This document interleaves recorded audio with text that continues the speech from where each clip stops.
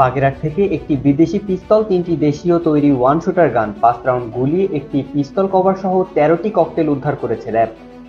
বিস্তারিত জানবো মাসুম বিল্লার ডেস্ক রিপোর্টে।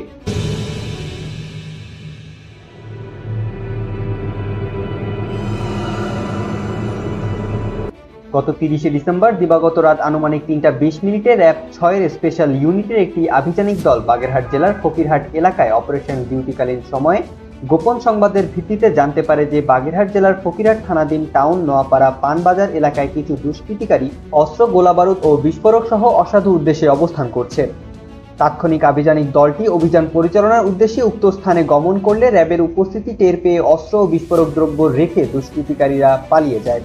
র্যাবের আভিযানিক দল উক্ত স্থানটি তল্লাশি করলে ঘটনাস্থল থেকে একটি বিদেশি পিস্তল, 3টি দেশীয় তৈরি ওয়ান শুটার গান, 5 রাউন্ড গুলি, একটি পিস্তল কভার সহ 13টি ককটেল উদ্ধার করে। ককটেলগুলি শক্তিশালী বিস্ফোরক দ্বারা তৈরি করা হয় বলে প্রাথমিক ধারণা করা হয়েছে, যা কোনো যানবাহন বিস্ফোরিত হলে যানবাহনে আগুন ধরে যাওয়া, আরোহীদের গুরুতর আহত এমনকি নিহত হওয়ার সম্ভাবনা রয়েছে। এছাড়া উদ্ধারকৃত ককটেলগুলি নাশকতার কাজে ব্যবহার হওয়ার সম্ভাবনা ছিল বলে ধারণা করা হচ্ছে।